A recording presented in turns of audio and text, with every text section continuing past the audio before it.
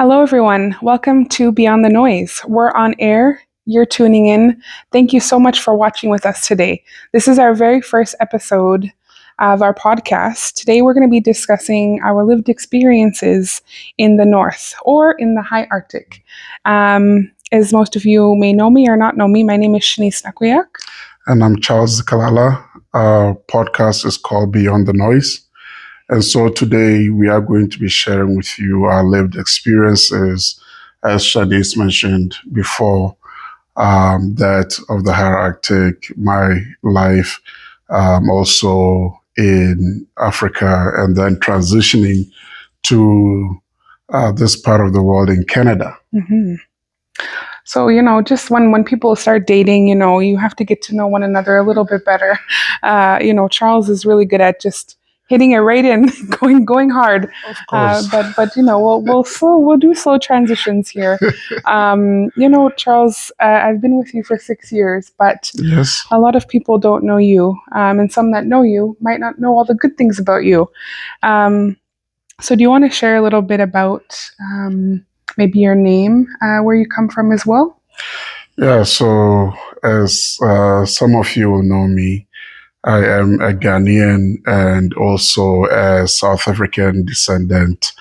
My dad is an immigrant in South Africa. I just want to talk a little bit about my life as a child growing up and also what life has become for me in Canada. Mm-hmm. As a child growing up, I remember the struggles of my family. We came from a very poor family.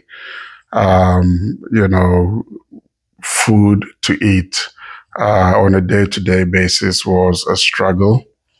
I remember my sister and I, we would cook the same food each and every single day. So there's this famous food in South Africa called pap, P-A-P, and it's made of cornmeal. It's made of corn. And we didn't mind eating that each day. Mm-hmm. We've had moments where we slept on the floor, hard concrete floor. In the workplace of our parents, my father was a tailor, our mother was also a seamstress. So there were days we couldn't afford to pay rent. And so we would live in the office in central Johannesburg, and the floor was our mattress, so to speak. So one thing that our parents completely believed in is the power of education. No matter how much we struggled financially, they made sure that school became an important aspect of our lives. So I remember our mom saying that, I don't care if I have to sell my shoes to pay your school fees. And our dad also made sure that whenever we came back from school, our homework was done, right? So they made sure we did not have any excuse to skip school unless we were really, really, really sick. Right. Right. But even if you were sick, you still got examined really well. So at the age of 16, it's when I was in grade 10. And unfortunately, we lost our father due to illness. So he had lung cancer, even though he never smoked in his entire life. He also had pneumonia. So our father died. And so our mother couldn't take care of us alone. Financially, it was a struggle. There wasn't much business coming at that time. And so in grade 10, I was meant to be, a high school dropout. I was supposed to be part of the statistics. Black child, uneducated, Right. right? And just didn't have that equal opportunity as everyone else, So these were the struggles for me. The one thing I'm grateful for is a man called Kevin Tate, Mr. Tate. He was one of the cornerstones in my life.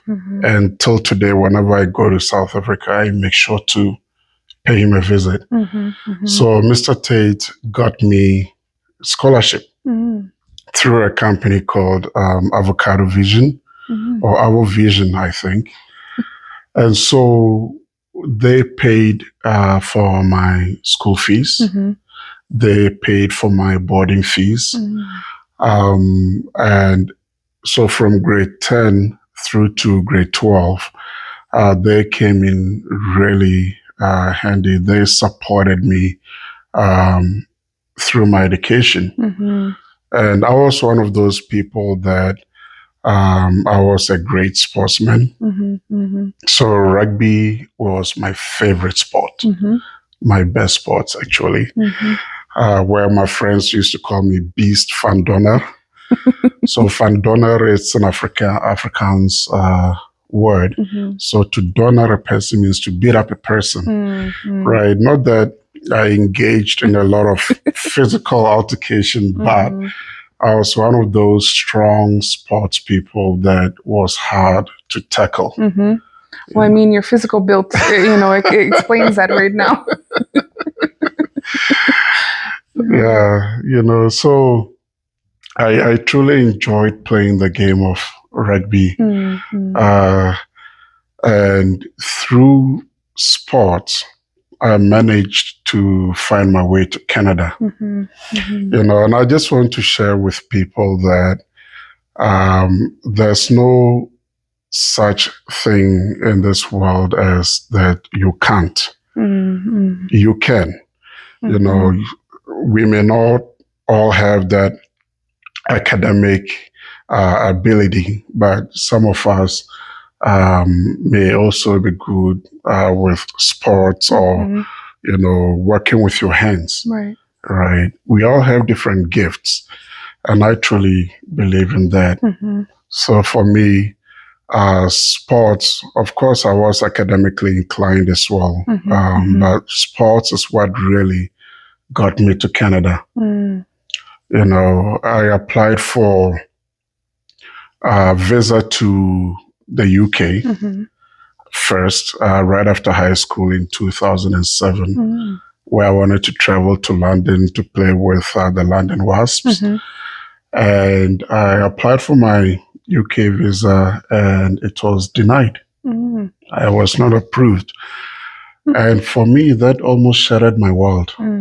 So here I am, a grade 12 graduate with no means of really surviving, except to find a local job, which also didn't pay much at that time. My mother is struggling, our siblings are struggling. Nobody has the financial means to support us or even to accommodate us. So my mother said to me, Charles, you know what? Write to all the teams you can find in Canada, all the rugby teams you can find in Canada. And I promise you, my son, one of them will respond. So I wrote so many different emails to all the rugby teams in Canada. And I don't even remember what I wrote. I would love to see that now. And I don't even remember which email address I used. But I wrote to all the teams in Canada, well, a lot of teams in Canada. And one of them got back to me and said, Charles, yeah, we can sponsor you to come to Canada and play rugby. God works in mysterious ways. And, the team did not do any profile checks on me, whether I was actually a true rugby player or not. But they went ahead and they supported me. Wow. Yeah. And so I remember the Friday when I went to Pretoria in South Africa to get the visa documents, the application. And so I got everything on Friday. I gathered every information they needed over the weekend. Wow. So the Monday, I went back to the Canadian Embassy in Pretoria and I submitted my application on the Monday. And on Tuesday, late afternoon, I got a phone call from the embassy. Charles, your passport is ready. Come pick it up. Yeah. And so I asked the lady on the phone, is my visa inside the passport? And so the lady said, Charles, come pick up your passport. And I asked her again, is my visa inside my passport? Of course, I'm curious, you know. So she couldn't disclose that to me over the phone. So on Wednesday, early Wednesday morning, got in the taxi, went all the way to Pretoria, and I got my passport. I opened it, and there's a visa. In fact, it was a work permit. Wow. That I got. A few days later, I got my plane ticket and made it all the way to Toronto. Wow. Yeah. Just like that. Just like that. And trust me, as an African applying for a visa to a place like Canada, it is not that easy. It is not that simple. Right. Some people will go and do fasting and prayers for days, for years, just to be able to make it to this part of the world. But for me, my situation was a little bit different, So I make my way to Canada, and prior to me coming to Canada, I had played a game, a rugby game with a team in South Africa, the Raiders Club, sponsored by the Golden Lions. And I don't know if this was sponsored by the Golden Lions, but at that time, that's what it was. And so I had my new rugby cleats, and I didn't wash the soil off prior to coming to Canada. So anyways, I pack up my boots and put it all in my luggage. And then I got into Toronto. So I happened to be one of those travelers that they do spot checks on you. So the immigration officers asked me to open my luggage, which I did. So they saw my boots and they said, we're going to have to confiscate this. And trust me, I was livid. My new rugby boots. That I'm I sure paid, those are not cheap either. They're quite expensive, right? So they said it's because there's soil underneath it. Maybe bringing some infections or bacteria to Canada. And so they took my boots. And now here I am in Canada with not much money, coming to play rugby. With no rugby shoes. With no rugby boots. Oh, no. Can you imagine this? Anyways, they confiscated it, and I got into the country. And one of the players loaned me their boots, which I used. Right. So I'm grateful for the team members that I had at that time. And so I played for the Toronto Nomads for 6 months. That's what my visa required. And closer to the time that my visa was about to expire, I moved on from Toronto Nomads to playing for the Brampton Beavers. which is a team in Canada as well, in the Brampton location, which is part of the GTA, the Greater Toronto area. So I played for the Brampton Beavers as well for, I think, about 6 months as well, right? And then while I was playing for them, Canada was also starting this National Junior Championship side. Okay. And they called it the Toronto Rebellion team. So I went to do tryouts and I was picked. So we played against every province in Canada. Wow. And we dominated every team except the Vancouver Blues. Yeah, so we went to Vancouver in 2009, I believe. And that time we had this heat wave in Canada. Right. And we had a game on Saturday. The game was scheduled for Saturday. And then the Friday night before the game, we decided to go out partying. We went to a strip club, got drunk, and then got home late, got to the hotel late. The day of the game, I remember the very first kick of the ball, it came straight towards me. And I behaved as if I didn't know how to catch a ball. So I raised my arm to try and catch the ball, and it just slipped right through. And I got nailed to the ground, by the opposition team. And I think I only lasted on the field for maybe 20 minutes, So you were probably regretting the night before, weren't you? Yeah, that was a lesson learned for me. Lesson learned. Yeah. So we ended up losing, but that was a game we could have won. Easy. So I learned my lesson. Yeah. And, through the time that I spent in Toronto, of course, I ended up doing some other types of work as well. Working in a factory, I did a lot of that as well, where we will pack 40 feet containers, in the hot summer months in Toronto. Yeah. So does that explain why you're so good at playing Tetris when we move? I guess so. Because all these years, every time we move, we've moved quite a bit in the last 6 years. Yes. I can't even begin to count, but every time I usually wash my hands and step back when the boxes are packed or things are packed and you need to cube them or pack them.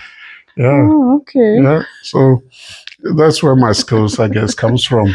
Yep. Packing sea cans in Toronto.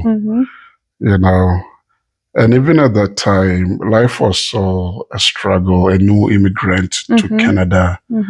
And this is a country that, sells hope and promising future to a lot of people outside of Canada. You think once you've made it to Canada, this is it, you've made it. But I got into a country that my grade 12 diploma was not recognized in Canada.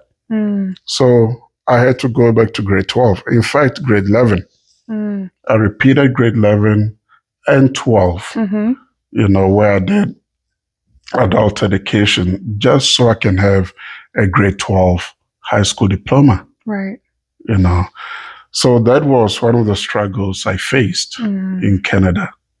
Right.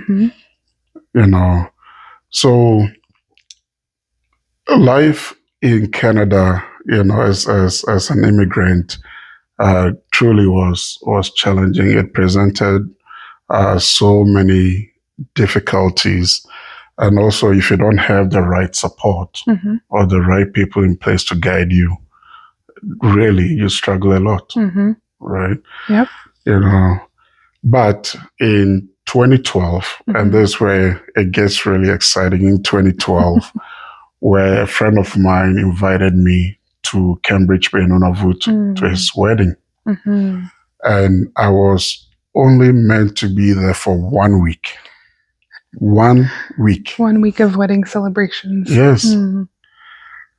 And so I went to Cambridge Bay, and that time it was in October, and I think they had a storm prior to me arriving there.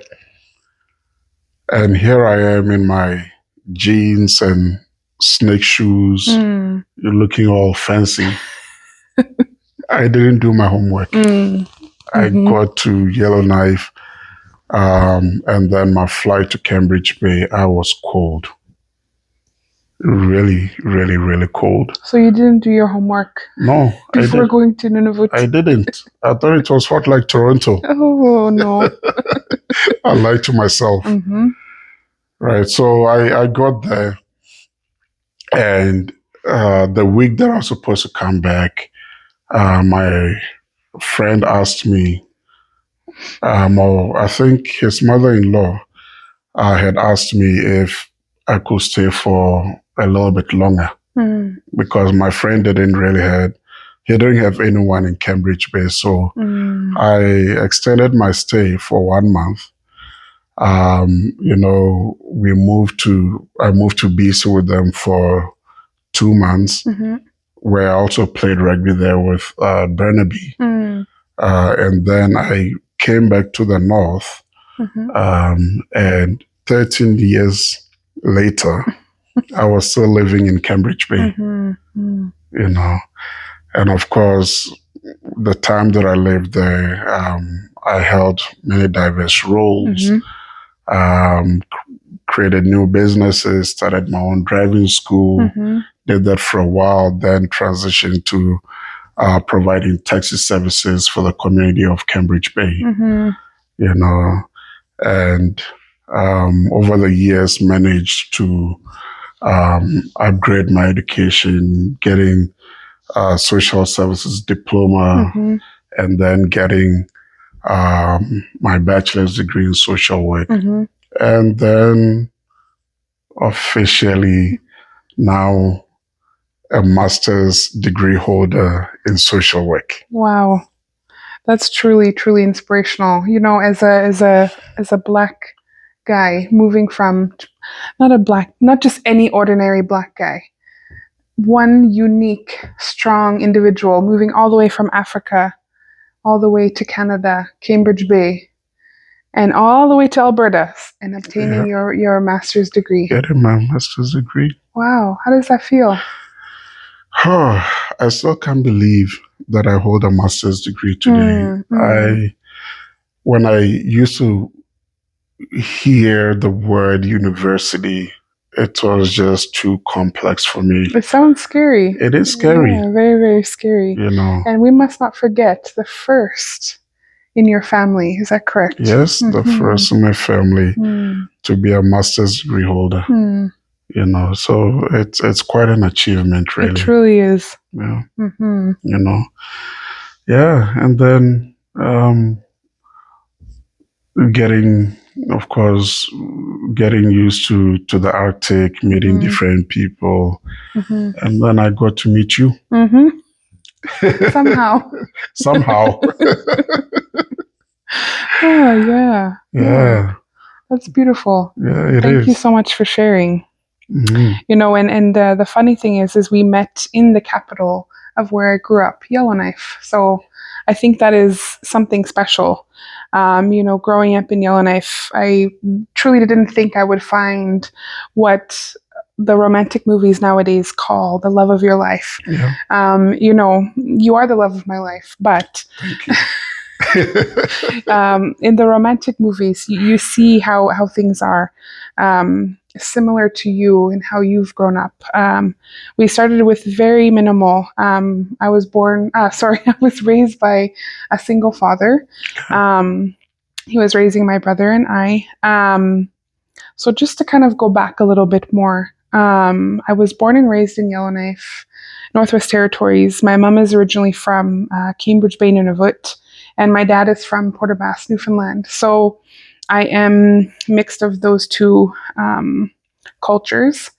And I grew up a lot of the time struggling with both identities, truly knowing I look Caucasian, but deep down feeling that inner burn to really get to know my culture. So my family was originally living in Cambridge Bay. My mom got pregnant with me and decided to have me in Yellowknife. So my dad stayed and did some hunting and was building things, and that was how he lived his life. So my mom went to Yellowknife, gave birth, and then brought me back to Cambridge Bay. So from birth to about age 2 to 3, um, my brother and I, my two older brothers and I, were raised in Cambridge Bay. But as we know, when we'd like to touch more on the subject of education in Nunavut, but my dad found that the education system was not the greatest in Cambridge Bay specifically at the time. So he wanted us to really thrive, and similar to how your parents had raised you, education is truly key. It's truly what will bring you places as we sit here today, and we can testify to that. But yeah, so around age 2 to 3, he took us away from, not took us away, but we moved from Cambridge Bay to Yellowknife, and so my brother and I were raised there, and we went to school all the way from elementary to high school. And I'm thinking about it now. You had mentioned earlier you were in grade 10 and 20. What was Grade 10 in 2016. 2016? Oh no. Wait. No, 2005. Sorry. Okay. This is why we're social workers, because math is not our strong suit. And all of our friends can attest to that. And the reason I ask that is because I think the schooling system is a lot different in South Africa than it is in Canada. It seems like it's longer, if I'm not mistaken. Is that true? It's still the same. It's still the same. Like the K grade kindergarten, K to 12. Is that still the same? Okay. Yeah. All right. Well, in 2013, I believe, very bad with math and memory, I graduated high school. And I was also to be a graduate, a high school dropout, sorry. But truly, and it's interesting how when you share your story and I'm sharing my story, and we take moments to pause and reflect how similar they kind of sound, but very far, very distant. Mm-hmm. Obviously, you're on one end of the world growing up, and I'm on one end of the world, and we didn't know one day our worlds would definitely collide. But I was also, going down the path of being a high school dropout. I skipped a lot of school. Me and my best friends were notorious for that. I even remember so at the time I was living at my dad's house, but I was staying predominantly with my best friend, Dana. Okay. And so just laughing about all the memories, but we would trick her dad. He would get up for school. We would get up and pretend we're getting ready for school. And we'd have to go catch this bus at around 8:30 in the morning. He goes to work for around 8:15. So he leaves before us, but he always made sure we left and were by the bus stop. So he drove along the way. He'd never drive us. We always had to take the bus. So we would always trick him. We'd get ready, we'd do whatever, grab our backpacks, go wait by the bus.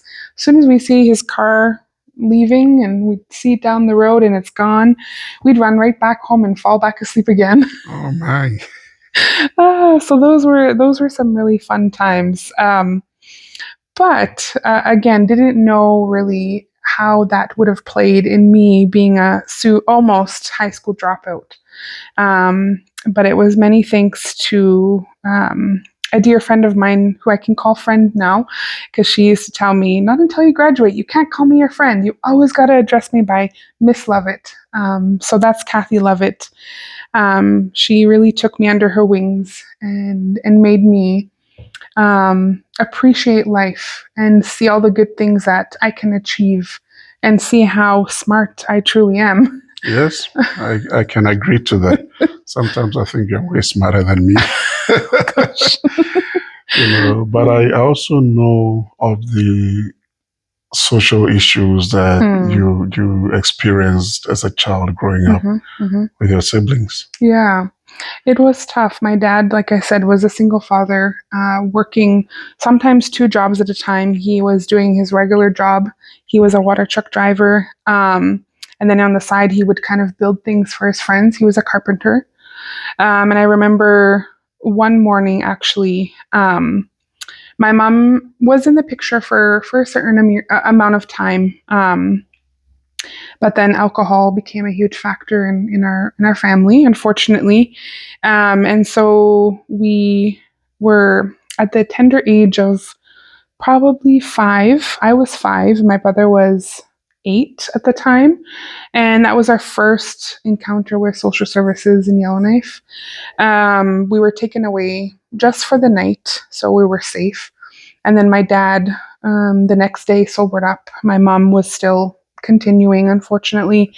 But I remember that very vividly. He had to work, so he took us inside his work vehicle in the water truck, and drove. We drove around with him. He knew we didn't sleep that night. He knew that he had to make money still, so he didn't want to send us to school with barely any sleep and no food. So I remember that very vividly, driving in the water truck with him.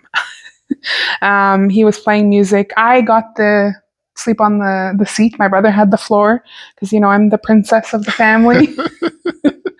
But yeah, it was tough. But my dad always made sure we had food and we went to school. If we didn't go to school, we had the consequences for that. But growing up in Yellowknife, I think has really been a huge foundational piece for me, and where I'm at. Just comparing how life may have been in Cambridge Bay to how life was in Yellowknife. Although very distant from my own culture, I think that being raised in Yellowknife truly helped me be more confident and comfortable in navigating various systems, speaking for myself, advocating for myself, all those things. But it was definitely not easy. I thought, after high school, I was like, oh my God, I got my grade 12 diploma. It's all laminated. Now what? Yeah. Now what do I do? I have always wanted to be the crazy partier and host parties, go to parties, and be that crazy teenager. But my dad taught me, you gotta find a job. You have to, make money for yourself. If you want a new phone, if you want headphones, if you want, those, you have to work for those things for yourself. Nothing comes free. No, nothing comes free. And yeah, so I remember working at a cleaning company with Dana, longtime best friend, and still thinking like, man, I don't know what I'm doing. Like, I seen an old photo of myself just recently in my whole cleaning attire with a vacuum on my back, and like I looked all excited to go to work, but I knew deep down I was struggling. I was like, I don't know what I want to do in life. I didn't know where life was taking me. Grade 12 diploma was such a huge accomplishment back then, and wasn't really set up for college or university or getting to know more of that. But yeah, just the key word that I always mention when I, talk about my lived experiences is lost. And one huge blessing came. I was probably working at the cleaning company for a good year, and my brother randomly texted me, my oldest brother, Stephen, God love him so much. He texted me, he said, "Hey, sis, are you interested in a job at the First Nations Bank? They're hiring." I was like, what is this First Nations Bank? So I started looking them up, Googling. Okay, seems like it's a bank for First Nations and other populations, obviously. I said, well, maybe, I guess. I'll type up my resume tonight and I'll send it to you. He said, okay, perfect. Pam, who was his wife at the time, had a close connection to a lady that was helping start the bank there. Okay. So that was the connection. They got my resume. They had an interview with me. And they loved me. And they wanted me to start as soon as possible. I mean, who wouldn't love you? Thank you. That's nice. You always make me blush. But I remember being part of the opening operations and just full force working at this bank. I didn't even like math. I hated math growing up. I hated math in high school. Even as we sit here today, it's not a secret. I hate math. But I really enjoyed it. I grew confident. I was working with such amazing ladies at the time. We got to create this whole space for ourselves from scratch. And so I worked up through the customer service representative position all the way to branch manager position in a matter of less than 5 years. And I don't know how I did it. I didn't, yeah, I didn't know I had the confidence in me, but Sheila Conroy, who was the branch manager prior to me taking that on, really helped shape me and guide me. Yes. So, and then I applied for a mortgage. Yes. Through your bank, yes. FNBC. Yep. And that time I lived in Cambridge Bay, right? Mm-hmm. Trying to buy a house. Mm-hmm. And 2 weeks later, I didn't hear from you, so I think I sent you an email. You phoned and left a voicemail, and then you had sent an email follow-up. Mm-hmm. Trying to look all serious. Very serious. And back then we wouldn't talk about client confidentiality at all, but completely removed from there, you as well. It's safe to speak about. I remember receiving your ID and looking at this, and I love my African men, as everyone might know by now, Yeah. Especially mine here. But I looked at him like, oh, he's not too bad, all right. Knowing at the time how things were for you back home. But I seen that, and I was trying to work on your application, and just hearing from you, I'm like, oh my God, he's calling me again. He must be really serious about this. I was at that time. Yeah. But of course, my credit wasn't good enough at that time. I was just trying my luck. I know. But little did we know, maybe it was the first, sign that God was like, hey, knock, knock, knock. Maybe this might be the person you're going to spend the rest of your life with. And to think about it now, let's fast forward into the future, maybe a couple months. I don't know how many, or a year. Yes, a year or so, right? I think so. Yeah. About a year or so. It was a year and some time where we had given you your final answer and said, it's not going to work. And so you kind of cut your ties and you went your own way. And then probably a year or so after, I went out to one of the local pubs with my roommate at the time. And in comes this tall, dark, handsome black guy. And I'm like, oh. I looked at him and I looked again because I'm like, oh, I know who this is. Mm-hmm. I'm not sure if I can go there, but I know who this is. Yeah, I walked right into the local pub. Mm-hmm. And, when they say beauty lies in the eyes of the beholder, it is really true. Mm-hmm. So I seen you sitting there with friends. I didn't know who you were. I just seen this beautiful chick, this beautiful lady sitting there. Mm-hmm.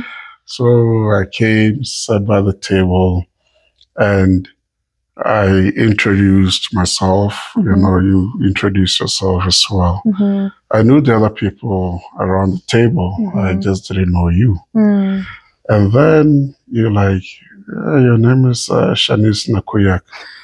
I'm like, okay, that sounds familiar. Mm-hmm. And I couldn't remember exactly from where, but I knew that name was familiar. Right. And then you said, yeah, I'm the manager of FNBC. And that's when I stood up. I'm like, okay.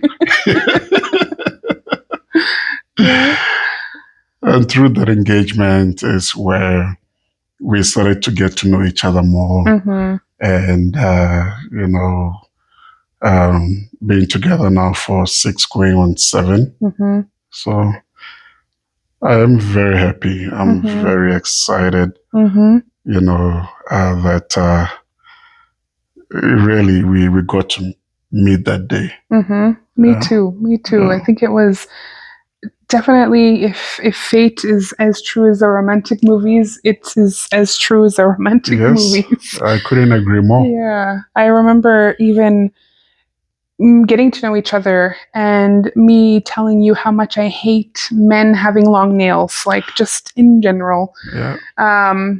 For some reason, it not only looks a little off, but it's for ladies, Men should clean and groom their nails. I might be biased in this, and please forgive me if I offend anyone. But I remember months after, your nails were growing quite long, and I was like, oh man, you need to cut your nails, I think, and, freshen them up a little bit. And you're like, I don't remember how you said it or how it went about, but you're like, you and nails. Hey, you and long nails in men. I'm like, I really don't like it. Yeah. And then you had told me, funny enough, the night that we met, you had an inkling or Yeah. like some sort of need within you to go get nail clippers and cut your nails before going to the pub. Yeah. Yeah. So I was coming from a duty travel, and I got to Yellowknife, and I got in a cab from the airport going to my hotel.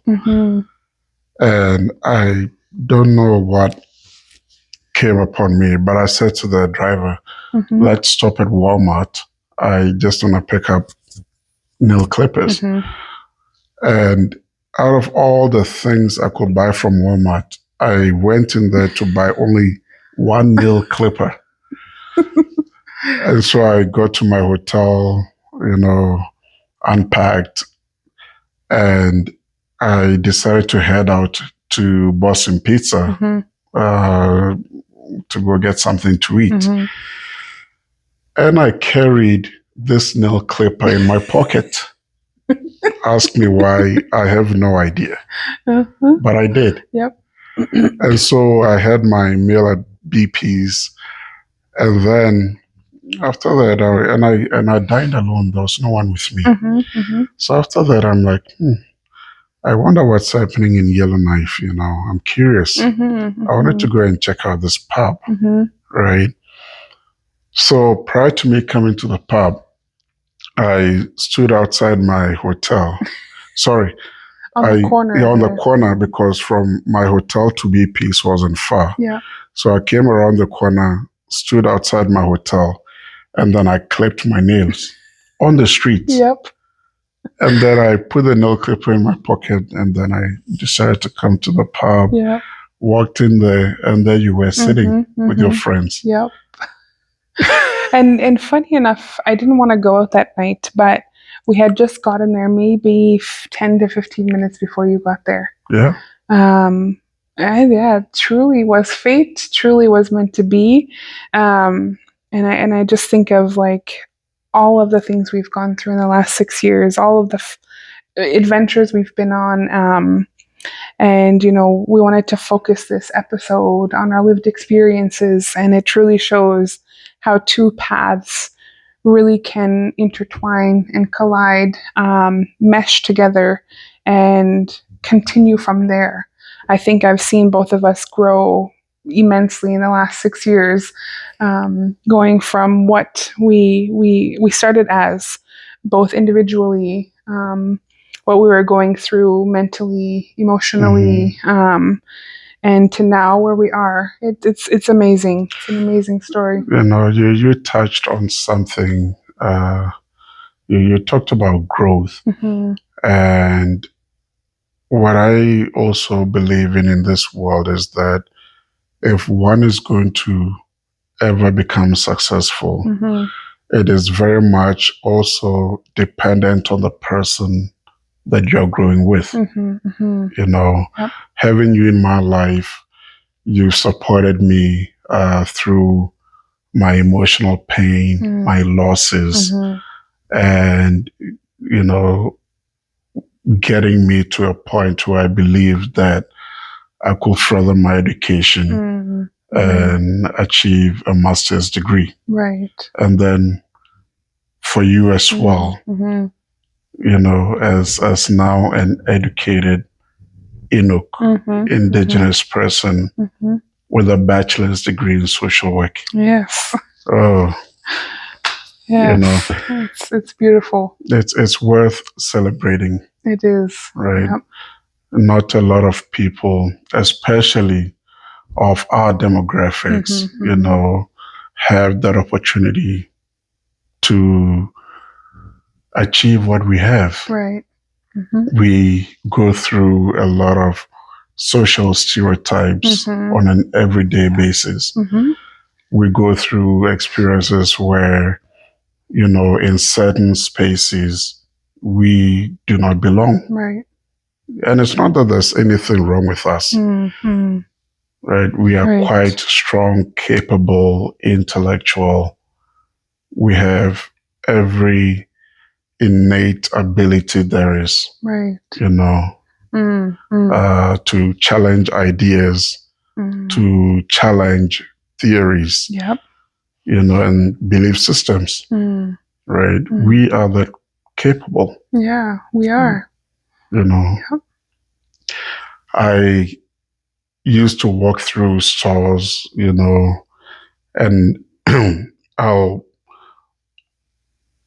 put my hands outside of my pocket, you know, all the time, and I'll be stiff because I knew that as a Black person walking through the stores, you know, there's already the stereotype that Black people are thieves. Right. So, oh, yes. right. Yeah. And the same stereotype that indigenous people experience, Yep. you know, and that isn't the truth. No, To be it's quite far honest, from the truth. it's far from the truth. So I've had to learn to unlearn a lot of the social stereotypes and beliefs that's out there about people like us. Yeah. Yeah, absolutely. I have too. You know, and for me, I always want to pivot on that idea that, you know, continued education is very important, and not only conventional education where we just sit in the classrooms or, you know, we study online or through an institution per se, but learning in general, Yeah, you know, really promotes growth it does. on so many levels. It truly does. And you get to explore. You know, exploring is part of the process in learning what you truly like in life, what you don't like in life, where you want to go in life. You know, with our kids now, we always ask them, well, what do you want to be when you grow up? What do you think you're going to be? And we kind of give them some ideas of, based off of their characters now, what do we think they might be when they're going to be older? But truly, if you don't get out there and explore and really dip your feet in different experiences, you're never really going to know. No, you won't. You won't. And it may sound scary at first. Yeah. But I truly believe in, you know, the right people coming along the path, the right mentorship, right? If you don't jump off that cliff, if you don't jump in the deep waters, you won't know the support systems that are around you. You have to take that leap of faith. Yeah. Very, very important. It is. You know, Yeah. I had a colleague who was scared to dive deeper with her role as a social worker. And I said to her, it's okay to jump in the water. You know, you can initially you can dip your feet, you know, in the water, but through ongoing, you know, development, learning, collaborating with your colleagues, you'll be able to jump deeper. Eventually she did. Right. And she's like, whoa, Charles, wow. I was able to share my ideas, my opinions. I gave some recommendations, when I went to this meeting. And that was a great starter for her. And she's actually doing her master's degree in social work too. Wow. And she's indigenous. She's Inuk, So it's amazing. It is amazing. And this is a beautiful introduction that we've been able to sit here and go through. I think all of you watching and tuning in, we truly hope that you feel safe and heard, and that we've given some inspiration and some hope and some motivation. Just hearing Charles's story of where he slept, what he ate, my story of the challenges I went through, and sitting here today. We truly hope we are beacons of light and hope. Yes.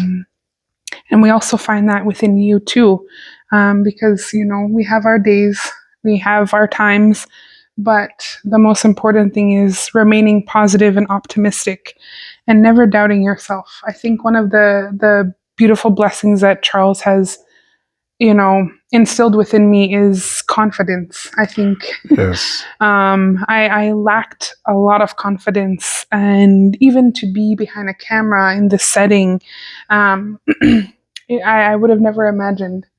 So, you build confidence in people that you probably don't even know of half the time. Thank you. Thank you. I think it's the same for you as well. As I said earlier, being able to push me to where I am today. All the words of hope or the words of wisdom, each and every support that you've given me. And a lot of times I doubted myself. You were there to guide me in that light. Right.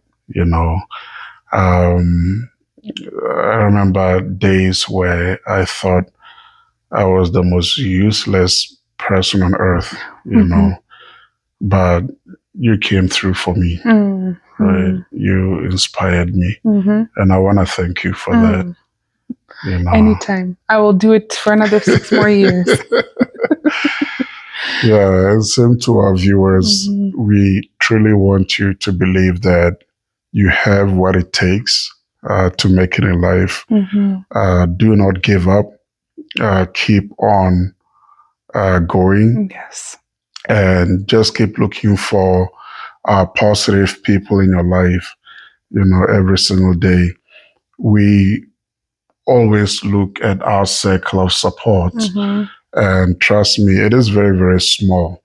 We don't need so many friends in this world. We just need people that we can confide in, people we can trust, people that, can uplift us when we are down, people that will guide us in the right path, right?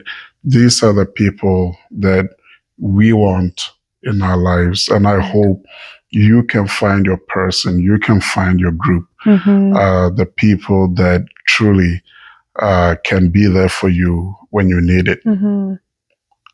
So I am very delighted for our very first podcast,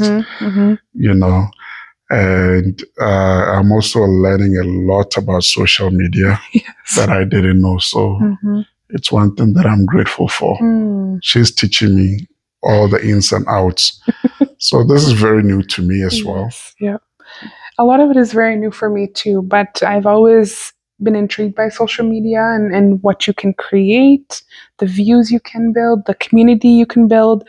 So this is a beautiful first episode, and please, like I said, find your comfy space, find your comfort, your tea, your coffee, your blanket, because we're going to deep dive into a lot of discussions. A lot of deep things are coming. So for this episode, we want to thank you for listening to us, watching our very first episode, and we hope you'll continue to watch us. All right. So yes, please subscribe to our channel. That's a very Yes. hard word to say, subscribe. Yes. Oh, I said it easily. Yes. But please subscribe to our channel, Beyond the Noise.